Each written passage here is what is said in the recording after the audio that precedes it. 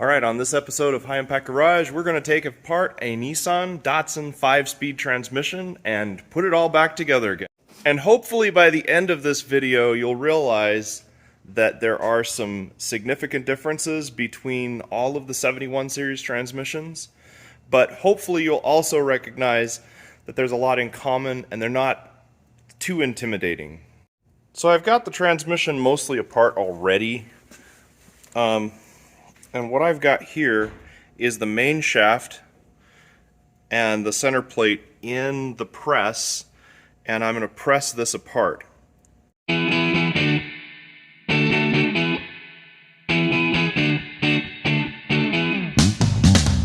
Okay, so we've got the main shaft pressed off. You're going to find that the main shaft, this piece right here, these gears here, interlock together. And then that guy interlocks with this guy. And of course there is a synchronizer hub here. These all end up through these holes in the center plate. This is a spacer for the reverse gear. We'll talk about that in a little bit when we go to reassemble. And then these are the center plate bearings. This is your main shaft center plate bearing. This is your counter shaft center plate bearing. So this is what this gear set would look like if the center plate was over here where my left hand is. And this is basically your gear set, first through fourth. And first through fourth, this is first gear right here, this is second, this is first, second, third, and then fourth gear is done by direct connection here on this collar. So this collar shifts forward and locks the main shaft all the way across. Probably a good time to talk about common failure points. So the front half of this gear set right there ends up, this is the bell housing. These are the front bearings. And if you look at this guy right here, the cage is missing and a bunch of ball bearings are all spaced out. One is missing. Actually, I think more than one. But anyway, what can happen, most of your problems on these transmissions happen in the front bearing set. So this is a main shaft bearing. We know it is because the snap ring receiver right there. But if you look, similar deal where the ball bearings are missing, the cage is destroyed. You can see sections of that cage right in there. This is what would be right here in that bearing spot. Why they fail is that when you have power coming in through here and you have these two gears in mesh with each other, all of the power flow to the rest of the transmission comes in and goes down on these two gears, with the exception of fourth gear. When you're in fourth gear, you have power directly straight through. But what happens is these gears will want to push apart in normal operation. The more weight, more loading you put on it, the more they want to push apart. And so it puts a lot of stress on these two front bearings. Now, later times they have an improved sized bearing starting in 1984 in the counter shaft. But these bearings usually are, this bearing is the same size for all 71 series transmissions. But what can sometimes happen is they'll do like a sealed bearing front in the counter shaft, and then of course the other thing they do is they also widen the gears here to give a little bit better strength on the later transmissions. But the most common failure point is right here on a 71 series transmission. It's very rare that you have problems back here, but they do sometimes happen. But if you neglect your oil changes, or you just beat the trash out of it, get too much wear, put too hard work on it, a lot of the weight and heat is going to come up right here and it's going to tear these two up. Another point of failure is back here on the fifth gear cluster.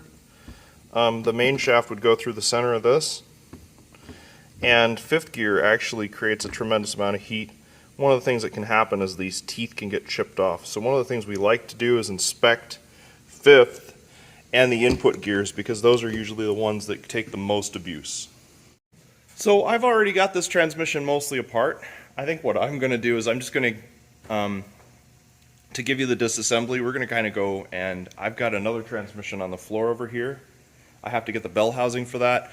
So I'm going to take that transmission apart and I'll show you kind of a breakdown of how we take those apart. Okay, so this transmission right here, and then this is the case for the transmission that we're working on right now. This is a nice little spotting guide, I guess. So we can tell that this is an early pre-1980 transmission, and that one is a post-1980 transmission. We can tell that by the ribbing on the case of the extension housing case. This case is this case section physically is going to look different and going to have these ribs on it on a pre-1980 case. Now this guy right here has no such ribbing. It's a lot more smooth. So this right here tells us that this case right here is a post-1980 case. So that's a 1980 and later. This is a 1979 and earlier.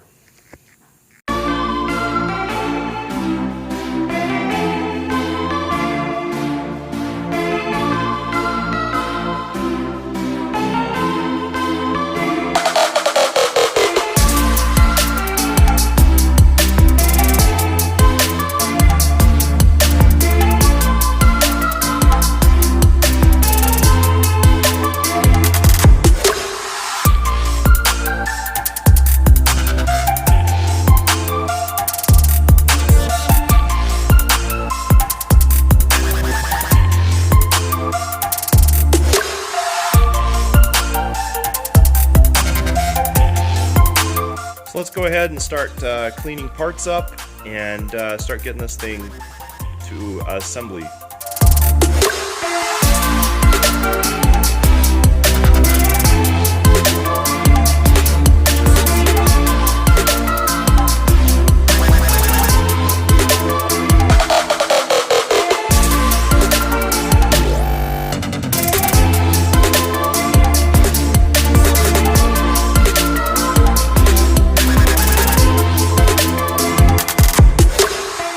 Alright, so now we can talk a little bit more about where we go from here. So in cleanup, the next step is going to be to disassemble and put bearings in the center plate.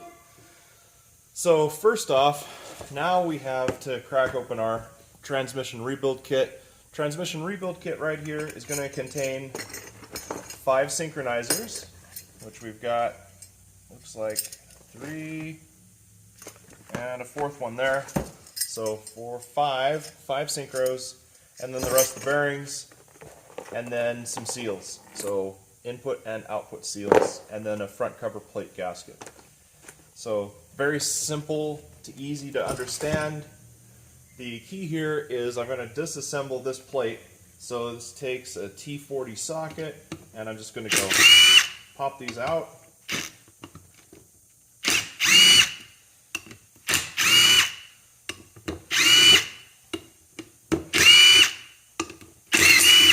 Okay, so now those are out.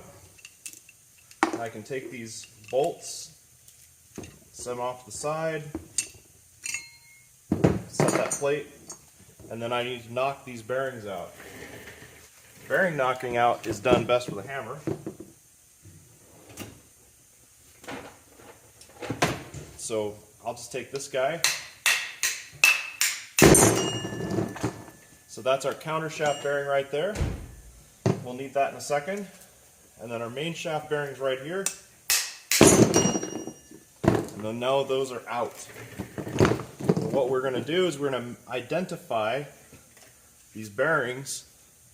So this is a 6306 bearing. And then this one right here is a 6305. Alright, so here's my new 6306N bearing. Now keep in mind, or 6306C3, keep in mind this bearing is the same size as the input bearing, but it does not have the receiver groove for the snap ring. So I'm going to go ahead and match it up, same thing. And I'm going to put that into the housing right here. So I'll just tap this guy in.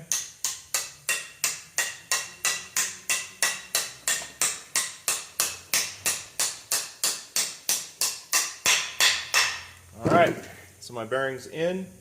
Now I can put that plate back on.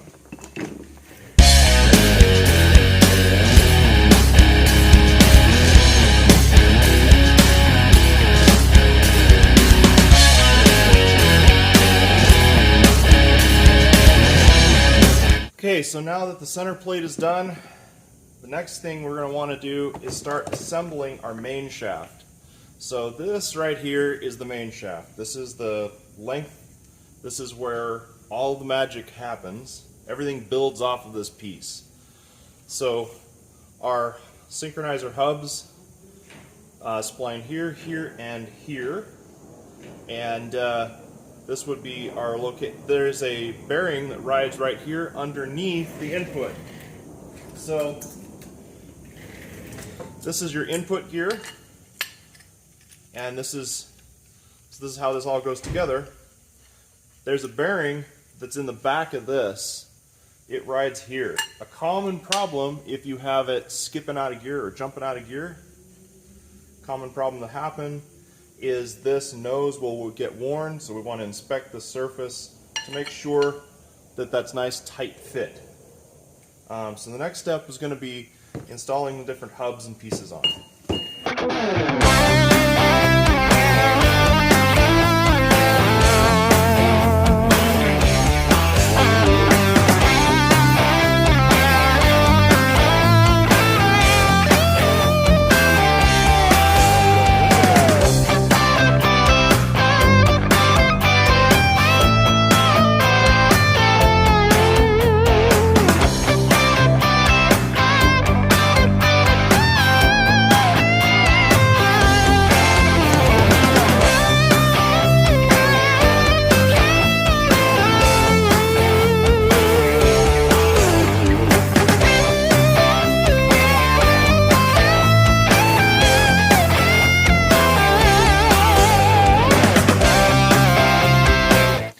Okay, so our next step is to take this bearing here, which is the culprit of our problems, that was causing all the noise, and replacing it with this one. This bearing resided at the front of the counter shaft.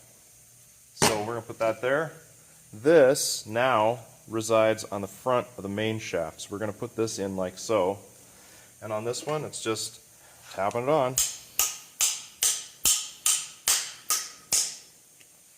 So now the bearing is in place, and we're on to the next step.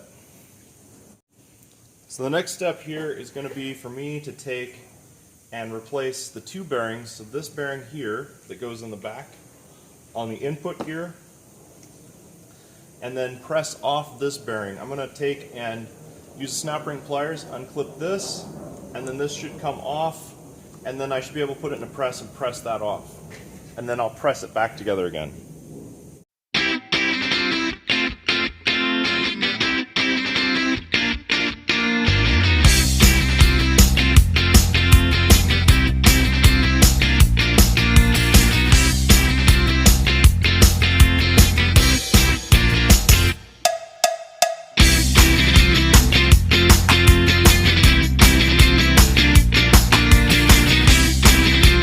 Alright, so now that we have the bearings replaced and most of the synchros in place, all the front section of gearing and all that other stuff done, it's time to start fitting that to the center plate. Okay, so this is where we stand. This is here would be the center plate. We need to get the center plate onto everything past here. So we'll go ahead and get that taken care of, and just like that. Alright, so there we go. All back together again. So one of the things to keep in mind as you're doing any work, this piece right here, this guy right there is what we call the fifth gear oil gutter. What it does is it collects oil as this spins and blows it out the back to lubricate fifth gear. You will definitely want that gutter there. I've gotten away without it before, but fifth gear can run a little hot without it. Okay, so let's take a look at this now. We have our transmission forward of the center plate taken care of, and if you take a look, I can turn this input, and what spins? All of the gears, first through fourth, right, or first through third, the counter shaft, all that spins, and I'm holding the neutral. And if I spin this, those collars spin. Now, if I wanted to engage first gear, this collar slides forward, and now I'm in first gear. If I go to second gear, the shift mechanism will pull back. Now I'm in second gear. Third gear, and then fourth gear. So now all that's how that works. Now, these synchronizers, these brass hubs, these things right here, they have a little serration in them. The little serration catches the hub of the bearing, or the hub of the gear, and brings it up to speed. Because if you take a look at neutral, they're just idling. They're just idling along. Now when I shift, it's going to drag that collar, those dog teeth, and then it's going to bring this up to speed, to this speed, whatever engine speed is. Now here's another interesting thing. We often talk about not towing in fourth gear, right?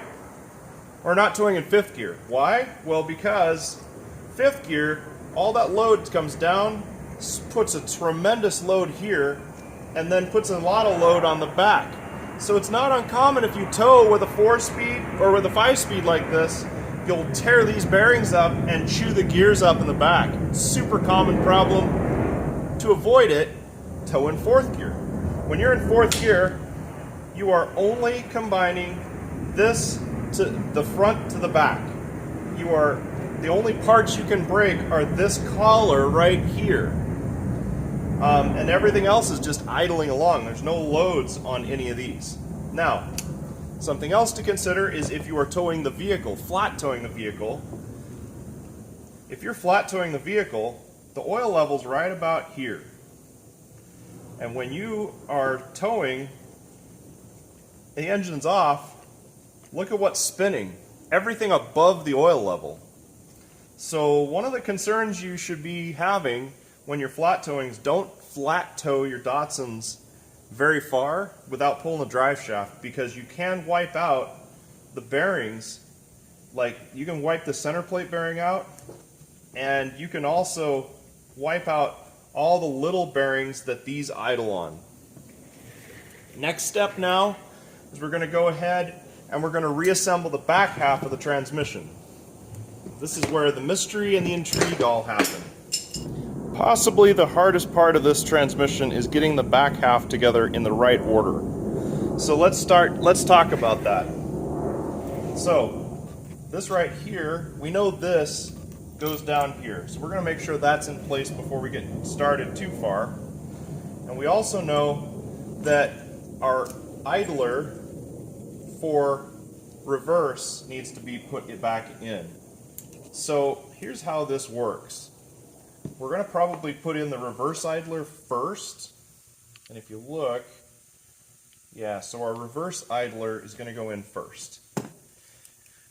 The reverse idler goes like this,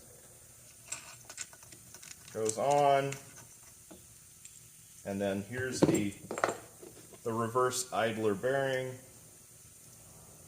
There's that, goes on there. Put a little bit of lube on that too. Okay, and then here's our reverse thrust washer. Okay, and then the snap ring. So I'm going to take the snap ring, pliers, get that on, put that right there. Of course, as usual, that's just not gonna seat. There we go. Now we got that seat. So that spins nice. Our next step is going to be to take and put this collar on, this collar right here, and then we're going to take this shift collar, put this down here, and then we're going to get that lined in right there. And then we're going to grab our fifth gear synchronizer, toss that one away, put that on there, and slide this all back on. Okay, so there's our fifth gear synchro. Okay, now the next thing we're going to do is we're going to take this set of gears. So this guy right here is our reverse, and then this is fifth. There you go. That is how all the back half goes together. Next thing we need to do is get our rear countershaft bearing. So there's our old one. This is our new one in the bag. We're going to go ahead and put that on. That goes on right there. And then we have this nut right here. Sorry, we have this nut right here that's going to go on, and it's a 27 millimeter nut. So we're going to run that down with an impact, and that'll get us where we need to go on that.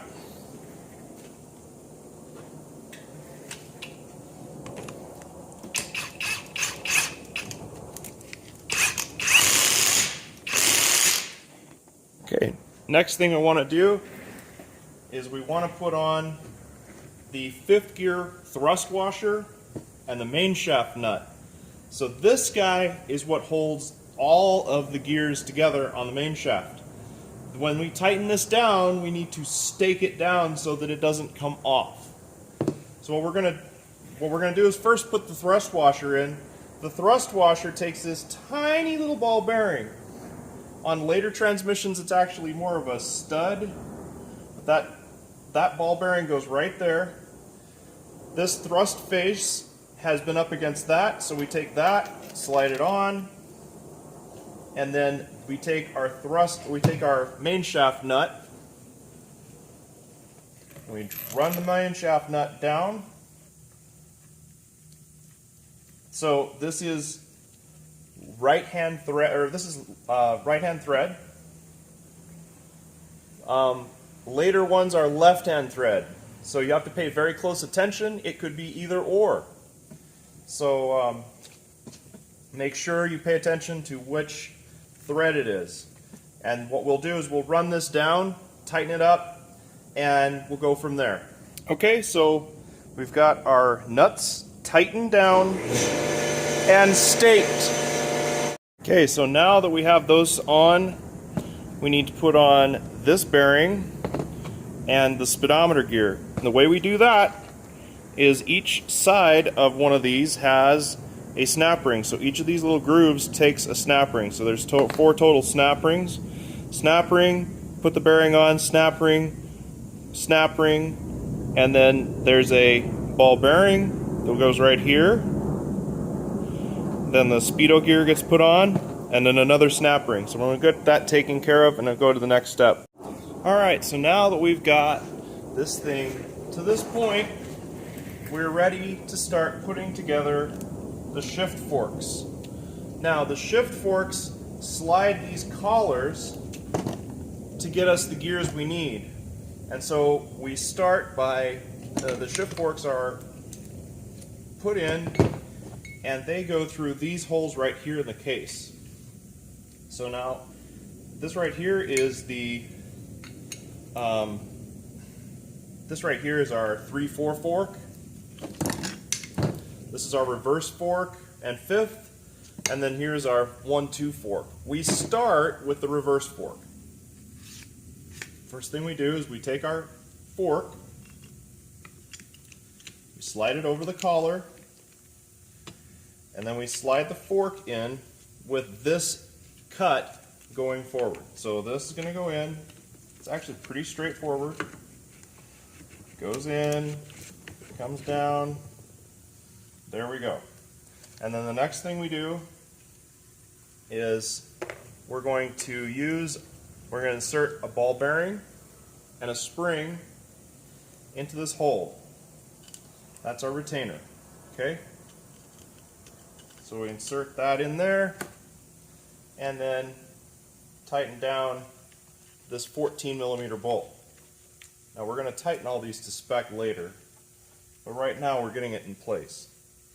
The next thing is the dowel pin. The dowel pin holds the fork. The dowel pin holds the fork to the rod. Okay, so my camera decided to die in the middle of filming putting the roll pins in. But as you saw, it's roll pins. There are some ball bearings that go between the shift rods. Those cannot be forgotten. Alright, so let's take a second and talk a little bit about these check balls and stuff that are going to go in when you do these shift forks. So when you put in these shift forks, I was showing you before, you put a check ball in this way, a spring, and then that's tightened down. And then of course we roll pinned the fork to the shaft.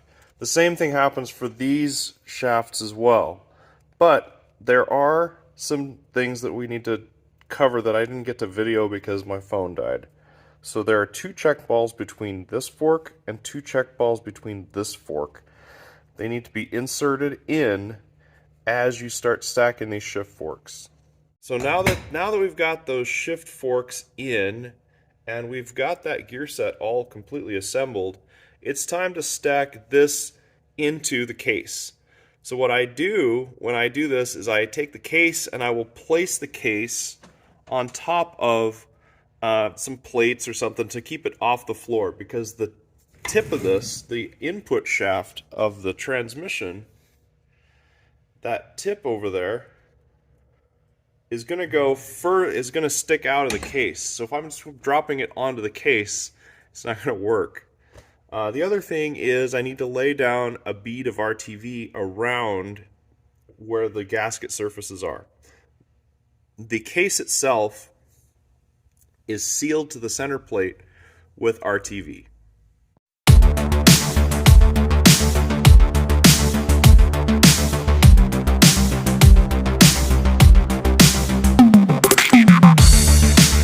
Okay, so now we're ready to put the extension housing in. And I got to talk to you about this.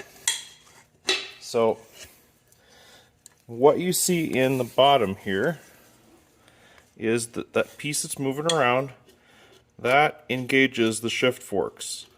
So when we put this in, I'm going to want my finger in the back here, and I want to hold this as far as possible this way as I'm putting it down. So now let's watch me as I go put this on. So I've got it as far over as I can get it. And I'm getting it down over the top.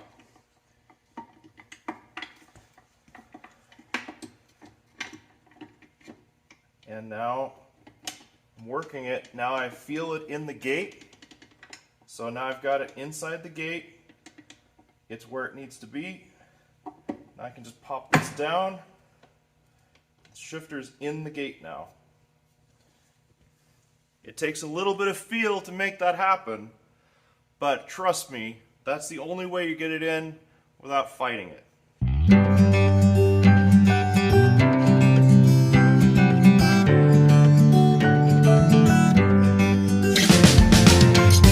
Okay, now our next step is going to be assembling the little bit on the extension housing. So this pin right here holds this in place forward and backward.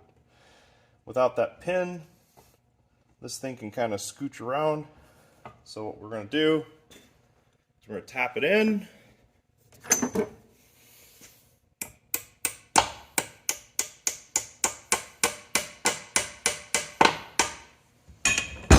Now that's not going to slide back and forth. It is retained by a little E-clip. Put that in right over here.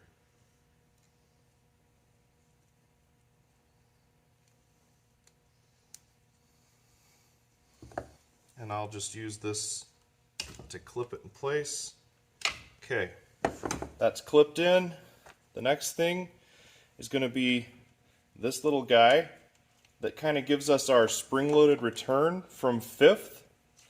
So this is the spring, and this guy is what makes the lever when you switch over, when you push over to fifth and reverse. This is what returns the lever to center. So it's held on by a 19 millimeter. We're just going to go ahead and tighten that down. Okay.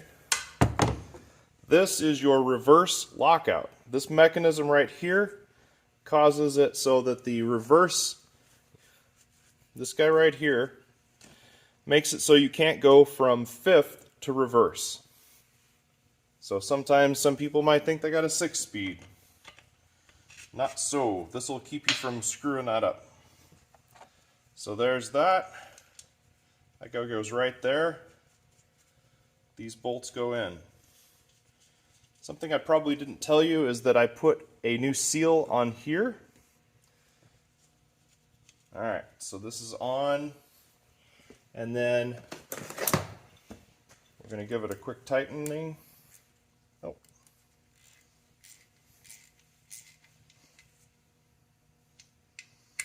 It doesn't have to be very tight. Just enough to hold it in place. Alright, so we can move on to the front case. The first thing we're going to install is the snap ring. This is what retains the input shaft and bearing. We're going to use these snap ring pliers to get this in. So I'm going to get this in here. I'll get the snap ring pliers on it. And then, okay, so that snaps in. This is held in this ring right here. So this ends up keeping this shaft from going in and out. The next thing is our spacer for the counter shaft. The spacer fits in the cover right here. We'll put it like this. The spacer fits right there, and then that goes up against the counter shaft bearing. Something else we might want to do is put a little bit of lubricant on the seal, because putting that in dry might not be the greatest choice. So I'm going to put a little bit of assembly lube on that seal, and then this guy goes in just like this and right up against that. And then we start these bolts in by hand. So we're going to go in by hand, get a couple threads on them.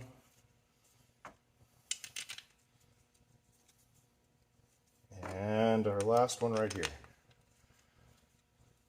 And then we're going to grab the impact, because it just makes life a little easier. We're just going to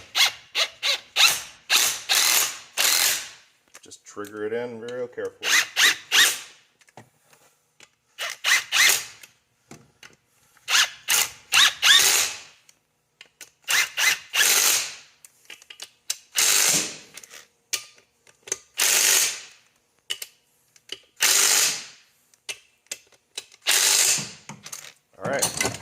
Alright, now that it's fully assembled, we should spin this. It should spin smoothly. Should be able to hold the rear. Should be able to have only slight amount of drag on it. And then if we put it into gear, into different gears manually, we should be able to achieve each of those gears easily.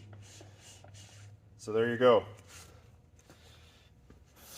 So I'm going to go ahead and let this transmission sit on my workbench tonight and let the RTV dry, and then the customer can come get it tomorrow.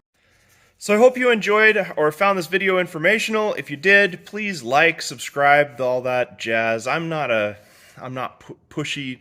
Do your thing. But if you have any questions about these things, drop a comment. I might be able to answer a lot of the questions regarding the Nissan transmissions. This particular model is an FS5W71C, or B, I mean. Um, the C is the later one. This is a B. But my point is, I might be able to answer some questions. I do actually, and have done in the past, a C to B hybrid trans where we fit the C upgraded C components into a B transmission case. That's actually pretty exciting. I've done that a few times, and it's kind of neat. It works. But in reality, for most of what you're doing, there's some key things to remember and key things to get right. I hope this video sets some things straight. And again, like I said, catch you again on another episode.